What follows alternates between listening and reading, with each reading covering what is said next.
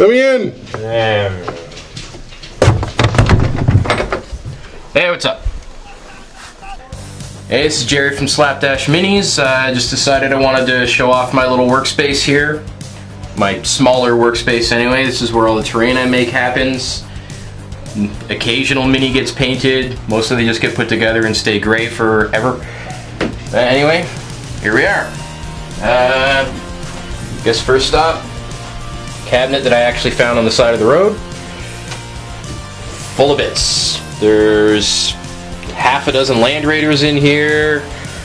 Got some demons. I got 3 or 4 Malifaux crews stuffed in here. Lots of Battlefleet Gothic rulebooks. All sorts of terrain bits. Really old school Star Wars Rancor kit that at some point I need to put together. And then these suckers, which is just all little bits of wood, little bits of plastic. Anything and everything I use to build stuff.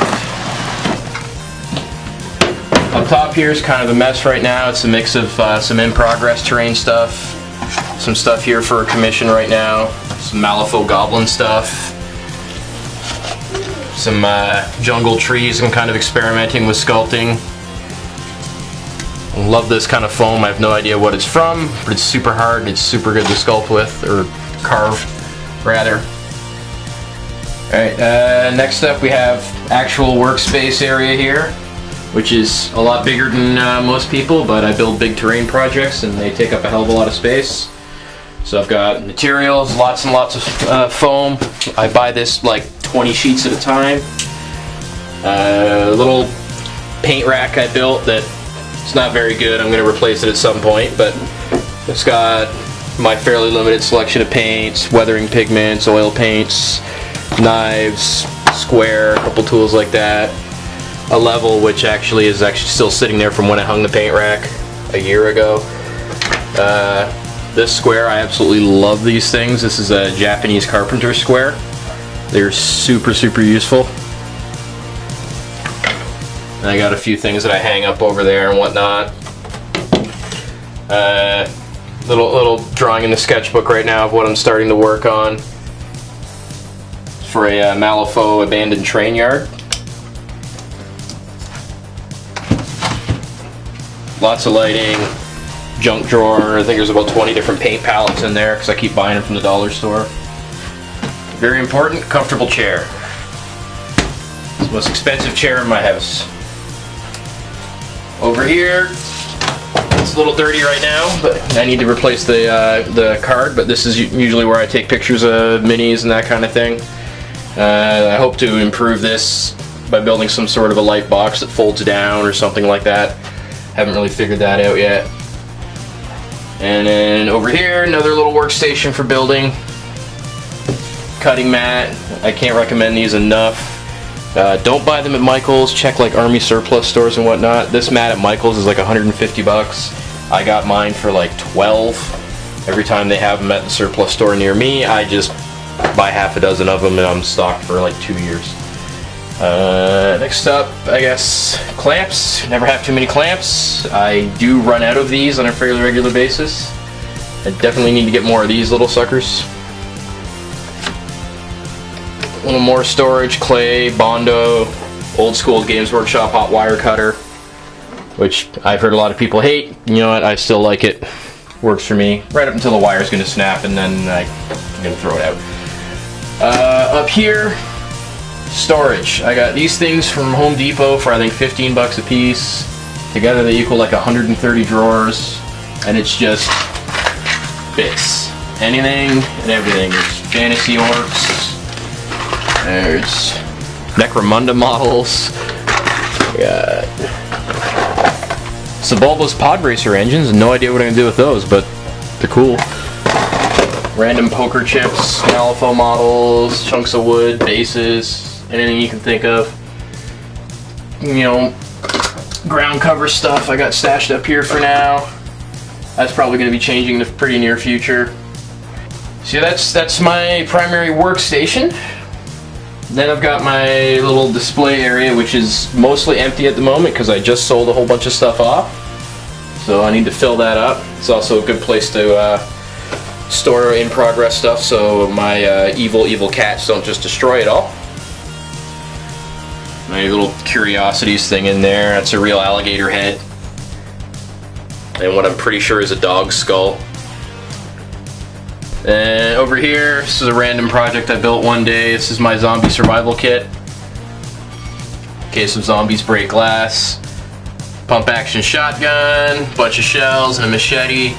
The shotgun's an airsoft gun that I repainted and weathered a little bit. Should probably do a little bit more to it, but whatever. Machete's real and the shells are real. They're empty. They're already spent, but they're real. Up top over here, which a lot of people will probably be jealous of, is my full-size Space Marine helmet. Again, this one's one, like many projects, really in progress. I got to do all the weathering on it. Games Workshop came out with these in like the early 90s. Every one of their stores, which at that time wasn't a lot of stores, just got one and that was it. So it's hollow and it's fiberglass, and I wound up with it through sources I'm not going to talk about, I guess. But I've been slowly converting it to Chaos. So it's my Iron Warriors helmet. It needs a lot of weathering and graffiti and all that kind of stuff, but eventually I'll finish it. Then the wall of weapons, you know, size. My ninja sword here, I actually did the wrap on that myself because I was briefly obsessed with that. My Freemason switchblade, although technically not a switchblade and only legal because the blade opens from there, not from a button. Lightsabers. And then right here is a new project I just started last night. This is a new Malifaux table. It's 3 foot by 3 foot, 4 18-inch panels. I haven't even really started putting it together yet. Cut the panels up on the table saw. This used to be 2x4s, but I'm using it for framing right now, so I just cut all that down on the table saw this morning.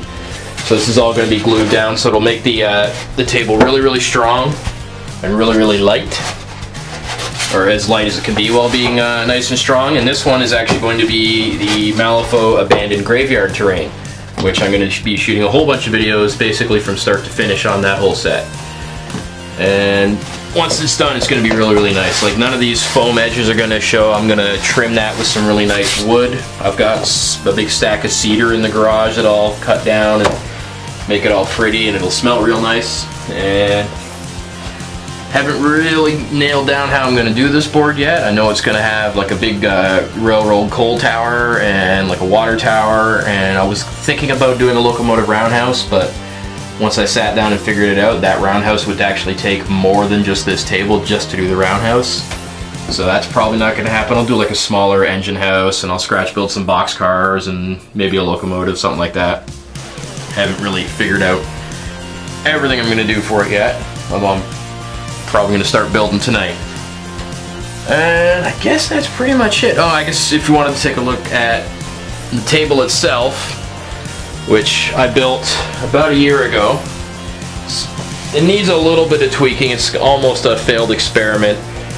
I'm probably going to rebuild it at some point, but the idea was to build a gaming table. It's 4 foot by 4 foot, but the idea was to build a gaming table that you could put 2 different surfaces on and just flip it over. So this all rotates. Although I'm not going to flip it right now, but you can see that moves a little bit. But this whole thing, the idea is this whole thing flips over. It's on a bearing in there. It's not a very good one though. This whole thing would flip over. You put a locking pin in it, and then you have one gaming surface. Like, let's say you wanted like a 40K city fight type table or whatnot, which is actually what this smooth thing is supposed to be. You wanted to make like an airport or a spaceport, whatever have you. And then you wanted like dirt or whatever, desert or something on the other side. You just clean off the terrain, flip it over, reset it. So it's twice as much utility in one. So yeah, there's some tweaks to do to it. I mean, it's good and strong, but I've just got some ideas I got to do to try and make it work a little bit better. If anybody has any ideas, throw them up in the comments. That would be awesome. And alright, I guess that's my shop tour. This is Gerry from Slapdash Minis, and get the hell out.